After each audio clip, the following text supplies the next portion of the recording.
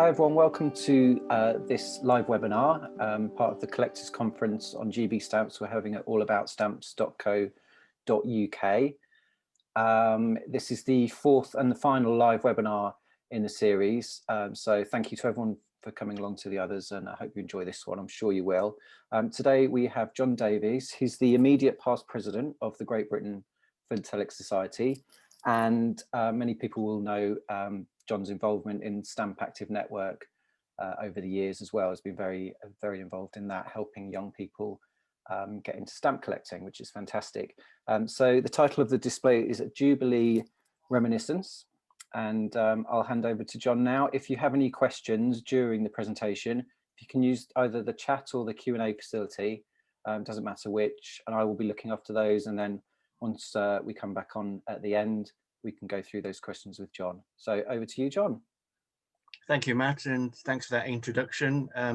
Welcome to this talk on the 1890 Penny Postage Jubilee celebrations. My interest in this area started back in 1990 when I went along with my children who had started collecting stamps to the International Exhibition at Alexandra Palace, one of those big events that's held only once every 10 years. And there we launched Stamp Active. I'd been running a club and had suggested there ought to be more help for people who wanted to get involved in youth philately. And this was launched at Stamp World London 90. If you looked at the catalogue there and on one of the stands, they were selling souvenirs of the reproductions of the commemorative postal stationery that had been used in 1890. And I bought myself one of the original envelopes that had been used in 1890 and sent it to myself. And from that little mistake, I have ended up with quite a substantial collection. If you listen to Nick Armour's talk, Genesis talk the other on Thursday, about the reforms that led to the introduction of Uniform Penny Postage, that serves as a useful introduction to this area. It had been regarded by 1890 as a great success. Before the introduction of Uniform Penny Postage, the postal rates were both complicated and expensive, and this envelope here, this wrapper, is a letter that's gone from London to Somerset and was charged 8 shillings and 4p. Now, in those days, people paid, or usually paid, for their letter on receipt. So that was the equivalent of a postman knocking on your door and asking for £80. The introduction of Uniform Penny Postage obviously made it much more accessible to a great number of people and led to huge improvements in education, in trade, and social contact generally. So by 1890, it was being celebrated as a huge success.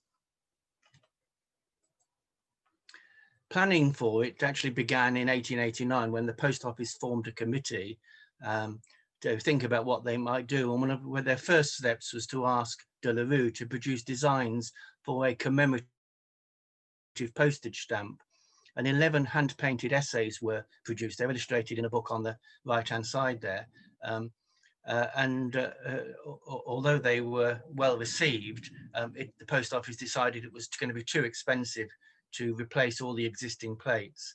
So they decided not to go ahead with that particular issue. But other things did take place in 1889. There was a bazaar to celebrate Uniform Penny Postage at the St Martin's League, and the Post Office had a bit of a dry run for a conversazione. A conversazione is a social gathering, and although postal items exist, there is a program of music, and Roland Hill's family also had an event at the beginning of 1890. The official celebrations actually began with a dinner at the Holborn restaurant in London, attended by 300 officers of the Post Office. And you see here the front of a menu card, and also the place card for the dinner, which was actually used. They used an original Mulready design for the place card with obviously people's names put on them. But the first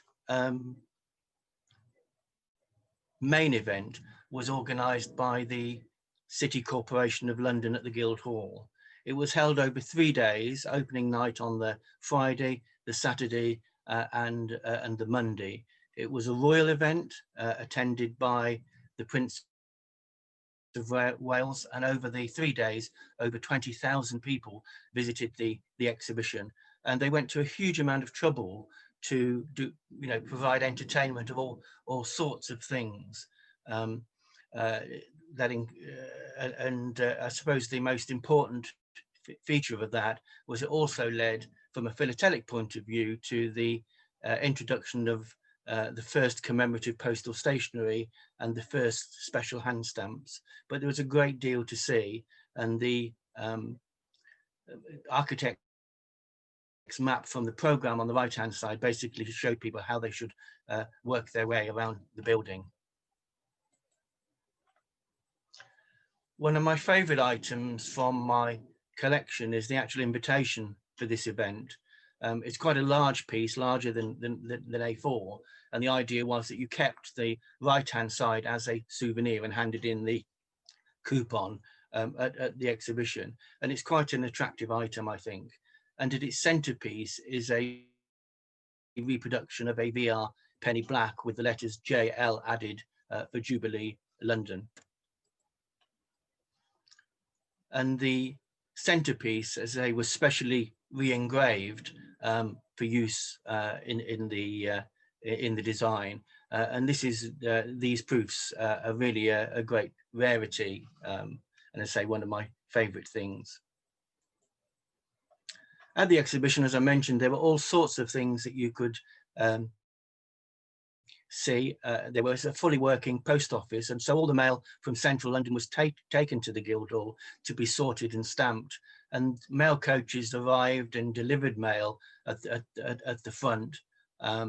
There were other special features, such as a reproduction of a 1790 post office, an army post office, the Edison phonograph, as well as programs of music and exhibits of postal history, and of course stamps. And in the centre there you see one of the exhibit labels, also printed by De La Rue, of the displays of caricatures of the Mulready envelope. One of the highlights and gems of any collection to do with this event are what are known as the Guildhall proofs. The Inland Revenue asked for various stamps to be specially reprinted for display at the Guildhall, and you've got the original die 1, die 2, and die 3 penny, and the halfpenny, as well as the penny halfpenny and twopence. The two on the right hand side, the twopence here and the penny halfpenny, are images from the Royal Collection, and I've never seen any of those actually offered for sale in the last 30 years. So these items are really the great rarities of this subject. Because so much was going on, there's quite a lot of ephemera and associated philatelic items you can collect.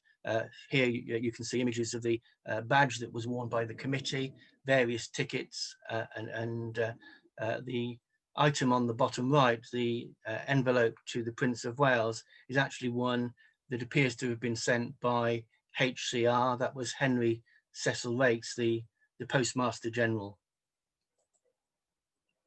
Again, another exhibit label here, one of the programs which was given to the celebrities that were there, if you like, which was in red leather, and programs of the concerts, Edison's phonograph, and the telegraph. Now, this was a working telegraph, so people could actually send and receive messages at the exhibition, and you can see one illustrated on the left-hand side.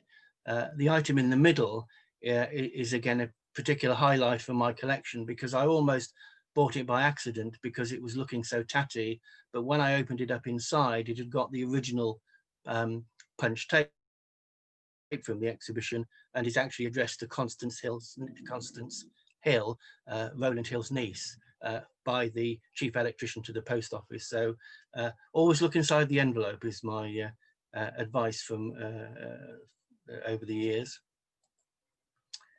As I mentioned, this event also led to the issue of Britain's first commemorative postal stationery. This was a penny letter card that was actually sold for sixpence.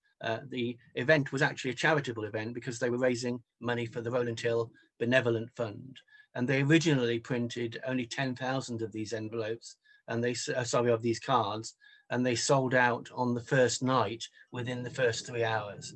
They did actually manage to print another 1,500 during the course of the event, but it was a particular success.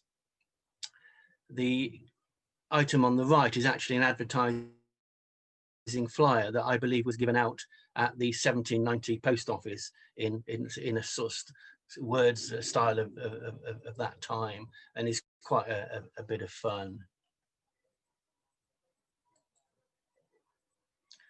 Also, as I mentioned, this event also led to the introduction of the first decorative hand stamp, an octagonal star, and people produced all sorts of items to send themselves as souvenirs at this event. So, if you like, the 1890 exhibition was also the first philatelic souvenirs. The hand stamps are in two types. There's a plain hand stamp, which you can see in the middle on a penny black, which is of a sort of rubber hand stamp. But there was also a metal hand stamp, which had a changeable date code in the middle. And this was the one that was actually applied on postal items. And the number in the middle is believed to indicate the hour that it was handled at the exhibition, although it's quite noticeable that the number 11 doesn't exist. It seems that the post office forgot to order 2 number 1s, so mistakes do happen. Immediately after the exhibition closed, there was another event organised by the London Philatelic Society. The London Philatelic Society is now known as the Royal Philatelic Society London, because the Duke of Edinburgh, who attended this event, later became its patron. And again, some very attractive items. Again, with this, there was a philatelic first in that the one of the exhibits was allowed you to see demonstrations of perforating and overprinting stamps. And these led to the first Cinderella stamps. Again, you can see an example of a block of 4 of the blue at the bottom. They also exist in brown.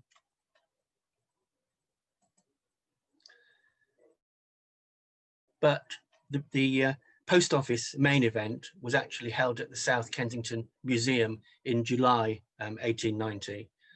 The admission card for this wasn't quite as attractive as the one at the Guildhall, but you can see below it a photograph of the exhibits in the Science Museum, the Science Library, which has at its centre the actual 1790 post office there. And again, there were flyers advertising that and tickets. Again, this was a royal event. This one was attended by the Duke and Duchess of Edinburgh, by over 4,000 people on the evening. And again, as at the Guildhall, many of the exhibits that had been shown at the Guildhall were also at South Kensington, even though it was only open for one night. But in addition to many of the things that I mentioned earlier, there were a couple of extra features. One was a pneumatic tube post, and also an electrophonoscope was shown for the first time. The electrophonoscope was actually intended to be what perhaps we would call a precursor to the video phone, where not only could you speak to somebody down a speaking device, down a telephone, but you could see them at the same time. But it was only later when William Preece, the chief electrician of the post office, published his biography, he disclosed that actually there was nothing electrical about it at all. It was just a sequence of mirrors. But he obviously foresaw future times. The item here is one of the cards that went through the tube post, because you could send a message down the tube and ask a question. In this case, somebody was asking about Jubilee envelopes and got a reply, but more of that later. And again, you can see some of the other things that people could take away from the displays of the phonograph and the like. Again, as at the Guildhall, there were special hand stamps produced.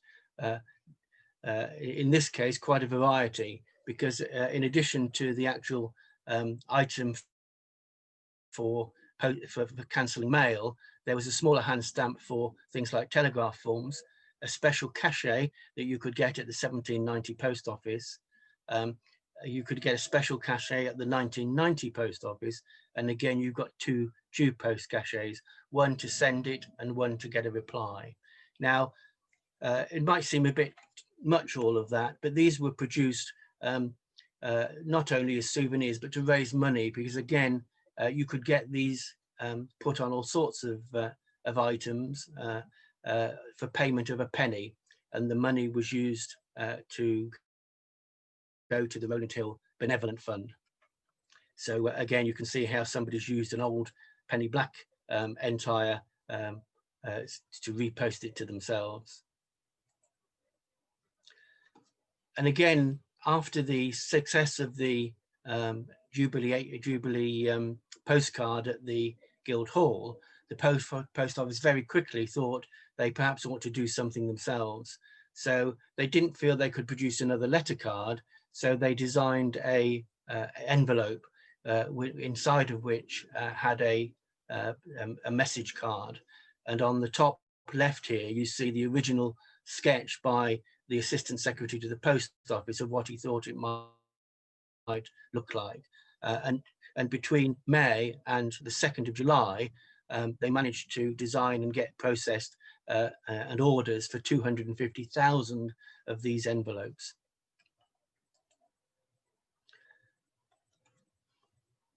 Immediately after the show, at the South Kensington, which was held on a Wednesday, another version of the envelope appeared in London. The post office were very unhappy about this because it was sold for a penny, whereas their envelope had been sold as a shilling, again to raise money for charity. And it indicated with postage 1 penny, perhaps to people who didn't know better, that postage had been paid. So they were concerned about the loss of revenue. And it also featured the VR royal cipher, which again was not certainly welcomed by the post office. And they very quickly got their solicitors onto the case. And Mr. Elliot, who had made no secret of this because he was advertising it in the papers, very quickly had to apologize to the post office and claimed that he had only produced it after the event because people were disappointed they could no longer buy a card, given that they were only on sale for 1 day. In fact, he was a naughty man, Mr. Elliot, because he'd already printed them before the event, because there are a couple of examples known that were actually cancelled at South Kensington. So he certainly had already planned this well in advance, but he did get away with it. He was never actually prosecuted. Again, another version of the envelope appeared later in July. This was actually a caricature by Harry Furness. Harry Furness was the cartoonist for Punch and produced all sorts of funny things over his lifetime. The caricature, obviously, if you look at it, is very different to the original envelope in this case, in that it shows the hardworking postman carrying a huge sack of letters in 1890, a little different to the 1840 postman on the left, and shows, instead of Rowland Hill, Henry Cecil Raikes, the Postmaster General, with the words, "He did not give us penny postage." And again, these are quite nice, quite fun things to have. A medal was also produced during the year by Spink as well as the bonds, there was a silver bonds, white metal, aluminium, and solid silver. Again, the post office hadn't given approval for this, so they particularly weren't happy with it. But at least that did go ahead. If you look at the one on the right hand side, which is actually a silver proof, you'll notice that they've spelt system with an I instead of a Y, which was corrected when the when the medals were actually issued. And finally, at the end of the year, the post office produced a Christmas card, which was featuring obviously some of the postmarks and postal stationery, and again is a particularly attractive item. There's an imprint in the center which usually has 1991, and it can be found in various different places in the middle of that. But there were also overprints for the offices of the post office. These are much rarer than the popular card. There were 23,000 printed of the ordinary postcard, and whereas there are only about 550 printed of the officer's card. And then another version, which you see here, which was actually printed for the Jubilee Committee, and there they only printed 100 of those. The cards were distributed around the country, and even some enterprising local people in Derby had some of theirs overprinted, and the ones which are overprinted in a different style are extremely rare. These aren't uncommon, the cards, but surprisingly, in 1977, a forgery appeared, which was spotted by stamp collectors. If you see the forgery, it actually looks very, very close to the original envelope, and in fact, it's hard to spot the difference. But I find that one of the easiest ways of telling the forgery from the original is by the black marks around the flagstaff. This was obviously something that was on the card that was being copied. The original card was printed was surface printed, but the forgery is actually printed in photogravure. So if you want to spot the difference, that's the easiest way of telling it apart from the technical aspects. But in reality, they both sell for the same money, so it doesn't make a huge difference in terms of finding them. So, that's a quick run through of the highlights of the 1890 Penny Postage Jubilee. It was a great celebration, and I'd say a number of philatelic firsts. So I hope whatever you collect, you perhaps find something that might have been of interest. Of course, it's a classic example of what's now called open philately, where you can, if you're exhibiting your collection, you can show up to half of it, which is non-philatelic, so the ephemera and cards and medals and so forth. I've always felt that in collecting in this way, this material adds interest to any collection. So I'm a particular fan of it. So I hope you've enjoyed the variety of material that you've seen. If you have, then I'll have to give a quick plug to the book that's been published this year by the Royal Philatelic Society, which obviously goes into great more detail than I've been able to do today in this brief view. It's available on their website if you'd like to know more about this particular subject. And again, a plug for the GBPS. I've had a huge help from being a member of this society over the years.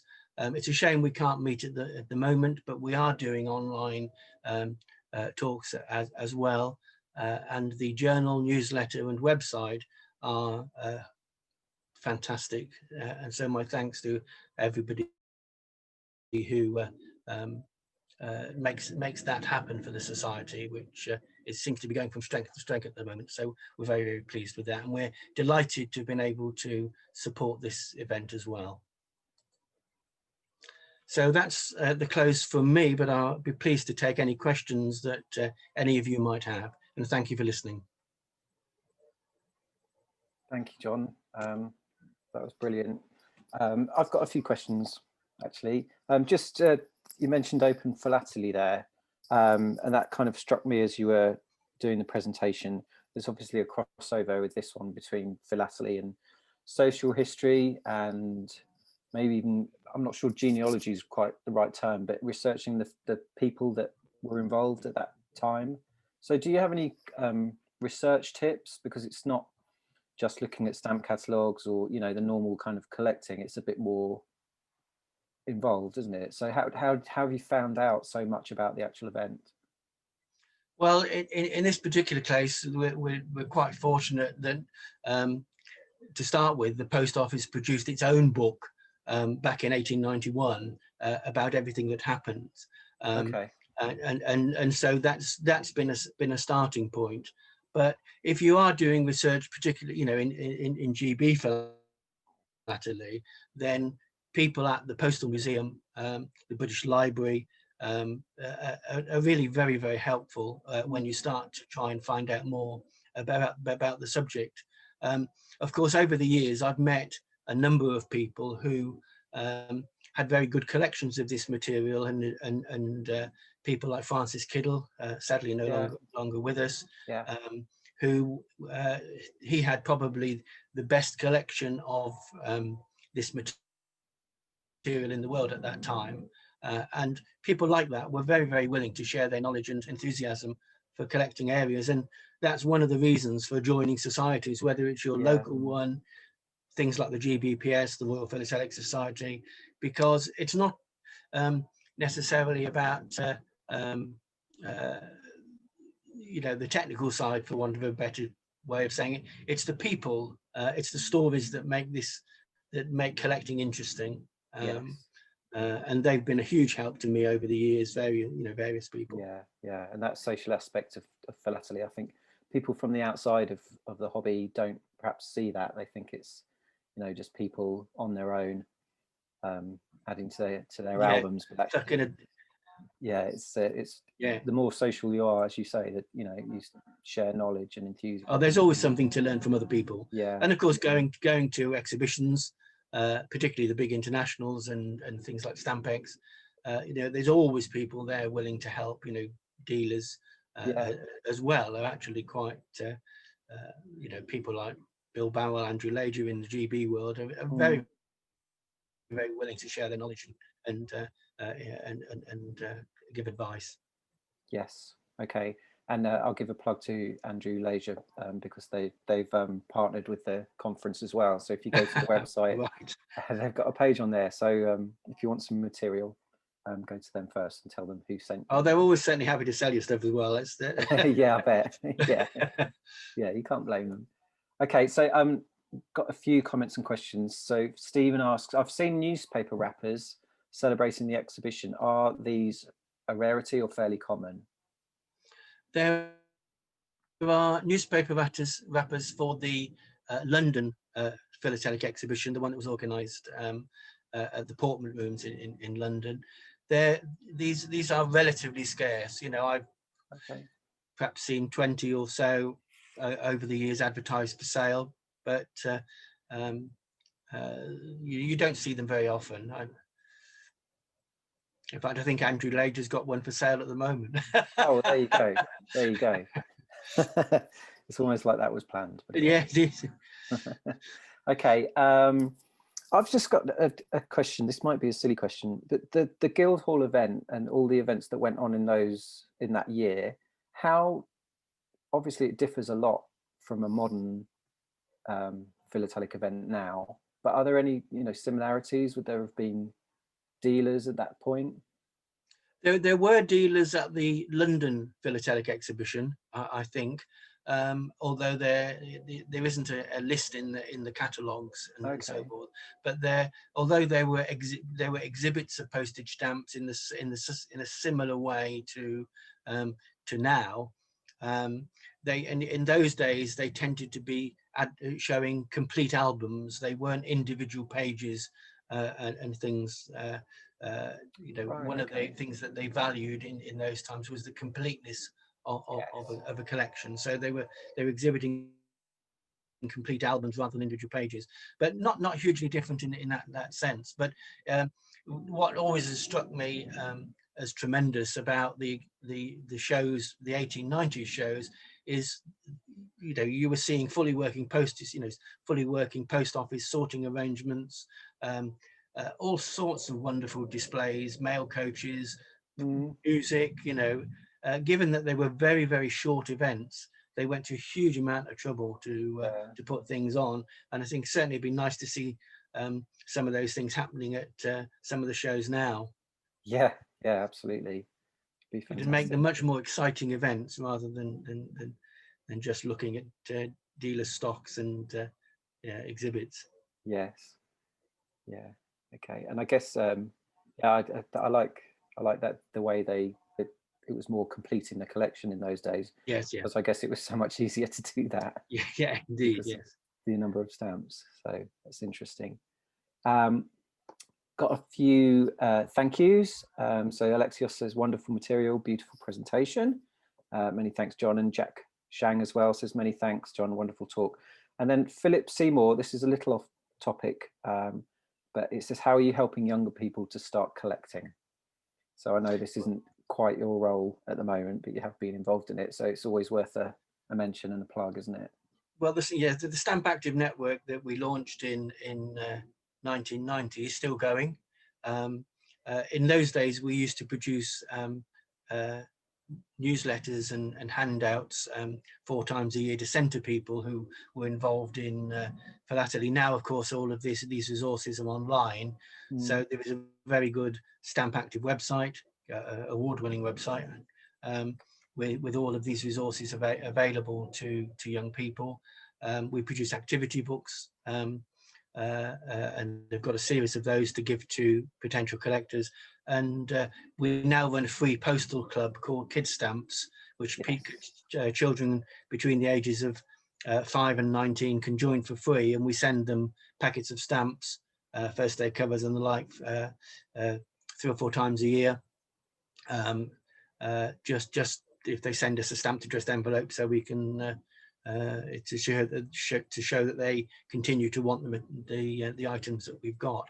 And there's other things too, which are all on the website. So we're doing quite a lot.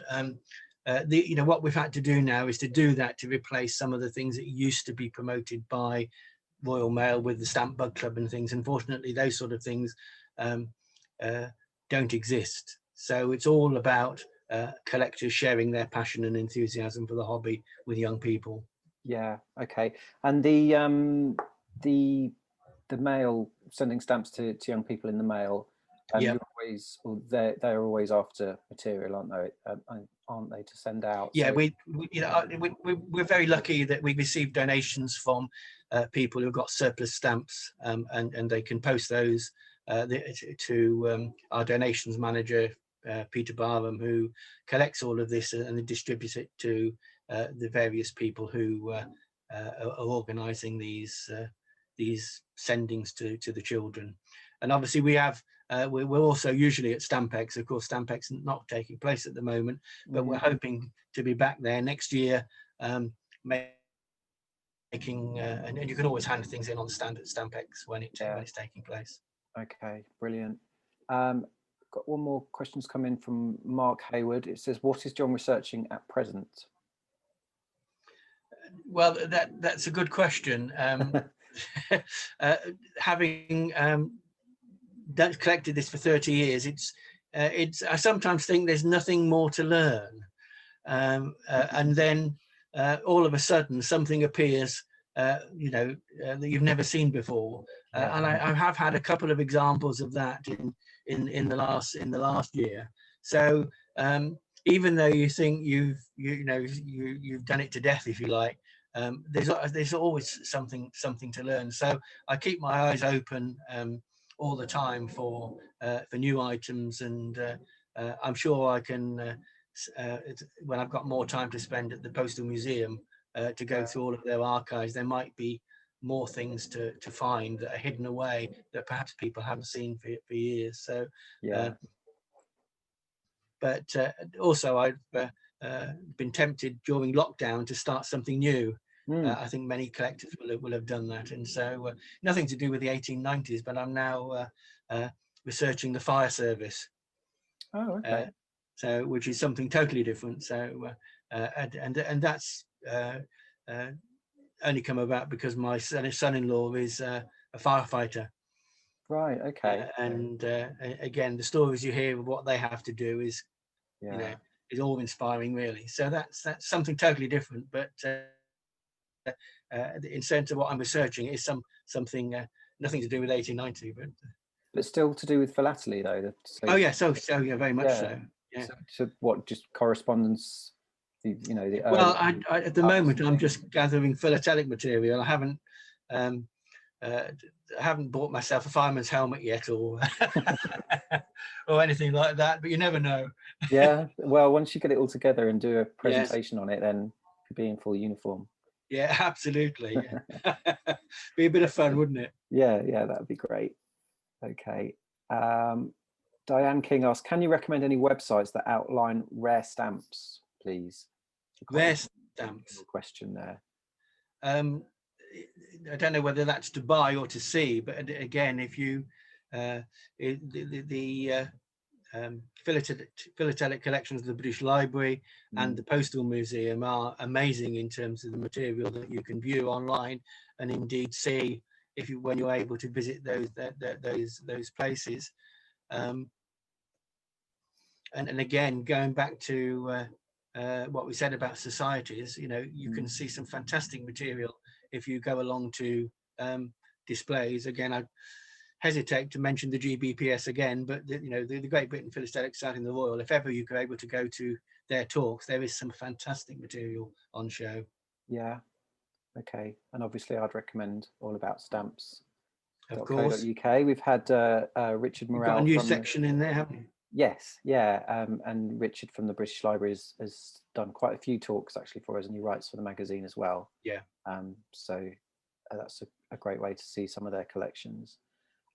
Also, just to mention, Toby Middlemist has just recommended Stamp Active. This is really helpful.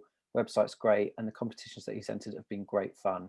So I know Toby's done really well with some of his exhibits in the past, I think. Yeah, again, a real example of, you know, people sometimes say, oh, kids aren't interested in stamps these days. Well, it's often because they've never seen them. Yeah. You know, they very rarely see a stamp on a letter these days. There are so few letters popping through the post box. If children, you know, give a child a box of stamps to go through, they'll be fascinated and ask loads of questions about what they're all about. Brilliant. Okay, I think that's everything, all the questions answered. So thank you so much to everyone. And John, thank you so much for your time. That was brilliant. Thanks for all your help with the conference and to everyone at the GBPS. There's still 2 talks to come. They're pre-recorded, but they'll come live at 2 o'clock and 5 o'clock today over on allaboutstamps.co.uk. So do have a look. And there's some special offers on there as well to subscribe to the magazine and sign up for our newsletter if you haven't, that kind of thing. So have a look over there, and thank you. So everyone have a lovely weekend, and thanks, John. And thank you for organising the conference, Matt. It's been you're very welcome. Thank you. Bye-bye. Bye.